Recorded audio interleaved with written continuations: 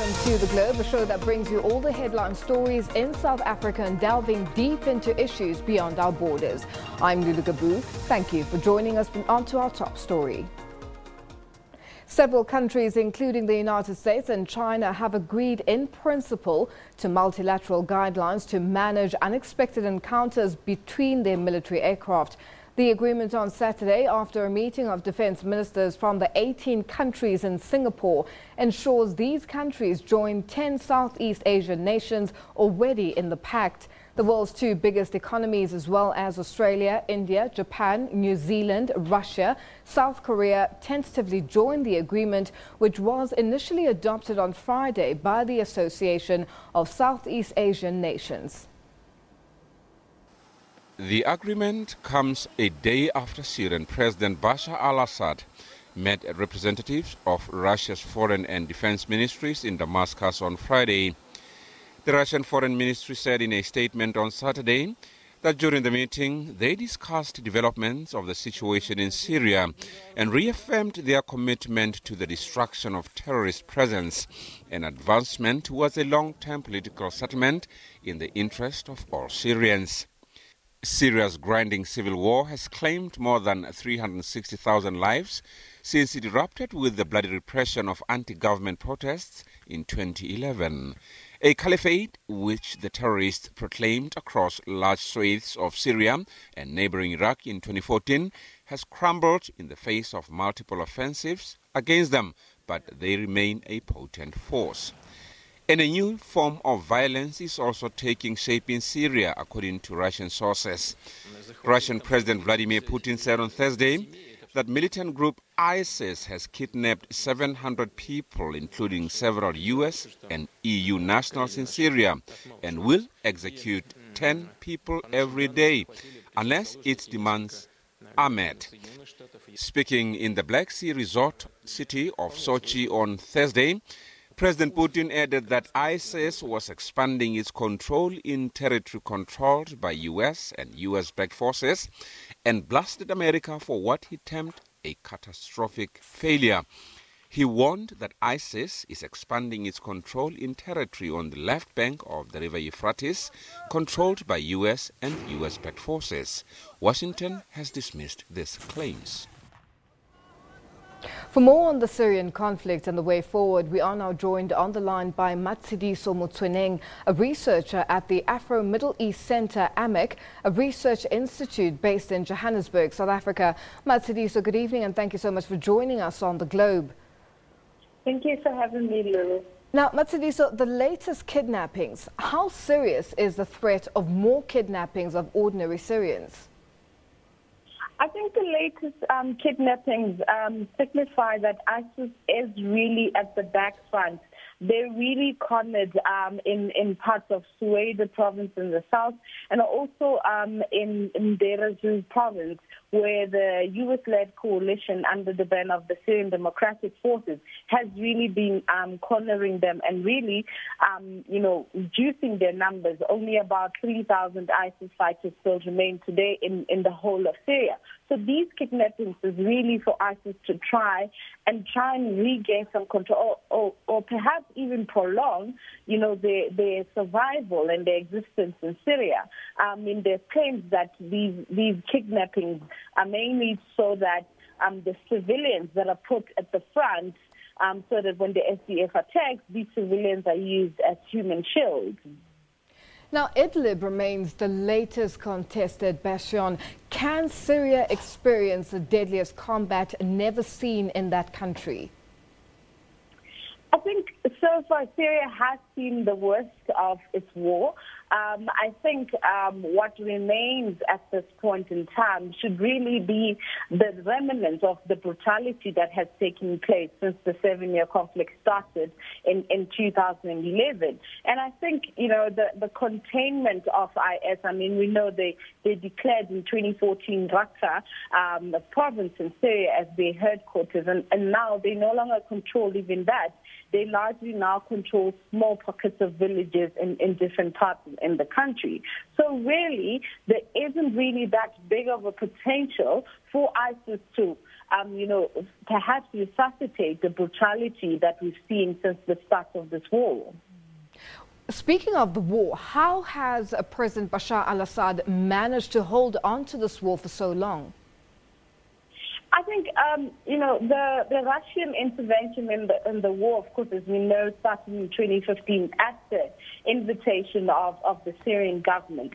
And the Russian intervention has really managed to change the course of the war. The reason, Vladimir Putin is still very much invested in this conflict is so that he comes out as the man who brought about a political solution, or even was coupled with a military action in Syria, whereas, many of the so-called Western powers, such as the US, France, UK, have not really played that much of a bigger impact in trying to solve this issue. I mean, we know that the US has mainly focused on the campaign against the Islamic State and mainly the presence of Iran in Syria, and not so much in terms of bringing towards an end to this conflict. And this is what Russia wants to do. It wants to have, the status of having to say, we played a much bigger role, and hence we have a much bigger voice in terms of the conflict itself, but also the region going forward.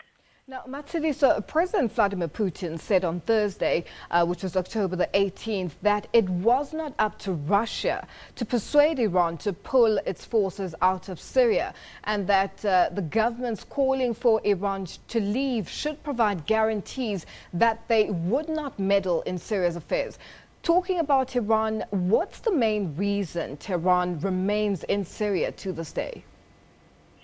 I mean, like the Russians, Iran was invited by, the Syrian government, but also Iran shares, quite close and a long history with, President Bashar al-Assad and his family. So Iran's presence really in Syria was solely to support President Bashar al-Assad, but also to make sure that the Syrian conflict, firstly, does not become a spillover of something that could potentially come back and harm Iranian interests. As we know, many countries, have been in this conflict precisely to secure their own interests. Iran really has come into this conflict to make sure that whatever the cause or the outcome of this conflict does not happen in such a way that whoever becomes, the Syrian president tomorrow, for example, is someone that is anti-Iranian, that's going to come and spread the same message that countries such as Saudi Arabia and the UAE, along with their allies such as, Israel and the US, are spreading this huge anti-Iranian message in the region. Really, this is for Iran to expand its own presence and also say that they are a regional player and they're here to be seen and be heard. How complicit are Western powers in the savage war that has plagued Syria for a long time? With the U.S. Focusing on mainly the anti-IS campaign, countries such as France and Germany have really supported the U.S. in this campaign. Not so much as invested, for example, as regional players such as Turkey, for example, or even Russia that has, gotten involved quite militarily. I think Western powers really, sort of set this one out and kind of wanted to see what the course of the war would mean and what would this mean in terms of the changes in the region. We see quite recently that, countries like France and Germany are sort of trying to, assert themselves in the region in a very different way, doing it outside of the U.S., which has made it very clear that, they're not really that interested in the outcome of what the Syrian conflict is, as long as, their own interests are secured, and their own interest is securing Israeli security in this case. Now, speaking of their own interests, could it be that these nations are using Syria to demonstrate their political muscle? Perhaps not. I think the Syrian conflict has obviously allowed for such an opportunity. I mean, we've seen since the Russian intervention into the conflict, Russia has really emerged as a force to be reckoned with in terms of the region. Other countries have been more subtle about this. Countries such as China have become, involved in very subtle ways. Other countries such as France have really been trying to also get their foot in. And of course, also try and say, we are here, we're also playing a part. And we're seeing this more recently with the, lots of corporations of Turkey on the Idlib situation, for example. Of course, this war has created such an impact, same as in other, conflict areas such as Libya, for example, where we've seen a myriad of Western powers getting involved, obviously, to demonstrate that they're able to play a role diplomatically. Is there a way for a solution on Syria going forward? I think there is a way. I mean, we know that the Geneva process has really tried to get Syrian opposition to come to the table, agree on issues in terms of reference, in terms of even creating a constitutional review committee to try and pave a way forward for the outcome of this war. I mean, we know that largely militarily, the opposition has really been largely defeated by the Assad government, and they're really desperately looking for a political solution. The other process, which is the Astana process, has, at least managed to produce more tangible results, such as coming up with the 4 de-escalation zones deal, although the implementation of them has largely been thwarted by the Assad government's offensives and obviously their campaigns in trying to reclaim back territory that it's lost. But I think the two processes are really on the course to, shaping some form of a political pathway out of this issue. What are the ramifications for both the United States and Russia if Assad wins this war? I think we can't say if he wins. He's already won it. At this point in time, really, I think Russia, even the U.S., have really accepted that Assad is not going anywhere. Compared to before, when the war had really started, lots of countries, lots of Western countries, even the U.S. itself, were very vocal about, Assad going. Russia, not so much, as we saw they came in to support the Assad government. At this point in time, Assad has not really become that much of an issue, especially because, with the prominence and the rise of the Islamic State, the conversation sort of shifted and it became more about, bringing back stability, containing what has been seen as radical groups such as the Islamic State and other al-Qaeda-linked groups. And that conversation has really moved, even the focus and the discussion of issues away from the government of Bashar al-Assad and more about how do we bring stability, how do we make sure that Syria is not, chopped up in little pieces and never becomes the greater Syria that it was originally known as. Now, Matshidiso, the summit that is expected to take place on the 27th of October has issues like the return of refugees to Syria and finding lasting solutions, as you've touched on already. Do you think that Syria at this point in time is conducive for refugees to return to the country and finding a lasting solution or lasting solutions? What sort of solutions should we be looking forward to be tabled?